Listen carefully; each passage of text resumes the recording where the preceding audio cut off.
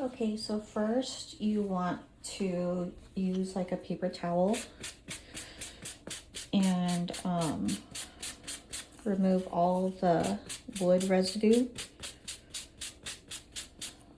from here, from your wood circles.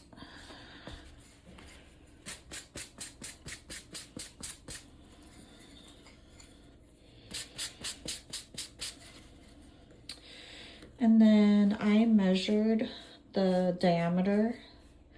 I've got these smaller ones and then I've got these much bigger ones. So these on Cricut MySpace to cut out the iron-on vinyl circles. These were 2.85 and then these ended up being like 3.05. Somewhere around there. So on your Cricut, you're going to cut out the circles out of iron-on vinyl. Make sure you click on mirror before you press cut. And then I'll show you. I believe these are the bigger circles. I can't remember. Let me see. Yeah, these are the 3.05. And I probably could have made it a little bigger, but of course, it's supposed to look rustic and not perfect anyways. So, like that. And you can center it however you want. You could cover part of the hole or the whole entire hole if you want, because we're gonna punch it out with a toothpick anyways. Okay. Next, you're gonna need, I have the mini Cricut iron, and then I always put parchment paper. So here's my mini Cricut iron, which is a perfect size for this kind of project. I just use level 1, and I'll be ironing for about 40 seconds.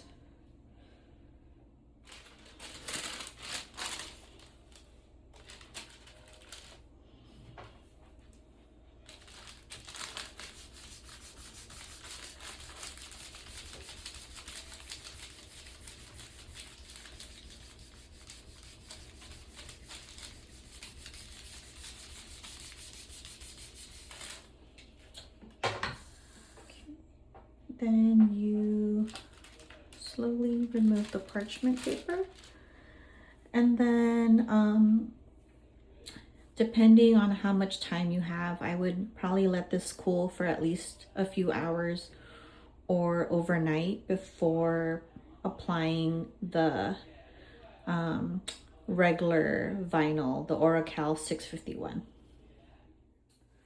Okay, so using Cricut MySpace, I made a design. You can make whatever design you like.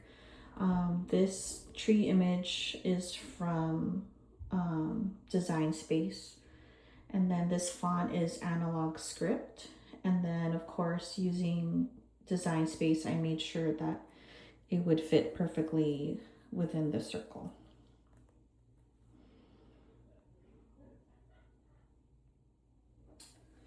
Okay, so using transfer paper, if you can see, I'm going to apply it onto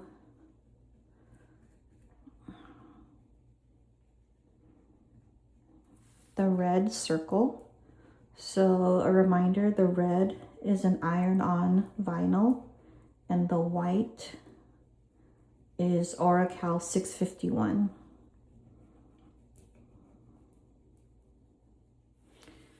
Okay.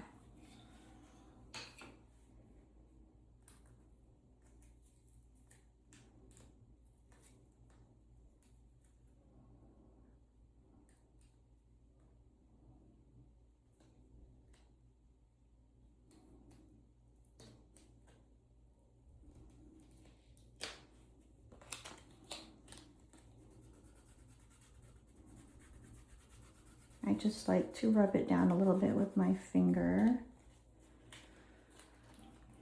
And then I've got this kind of candy cane style string.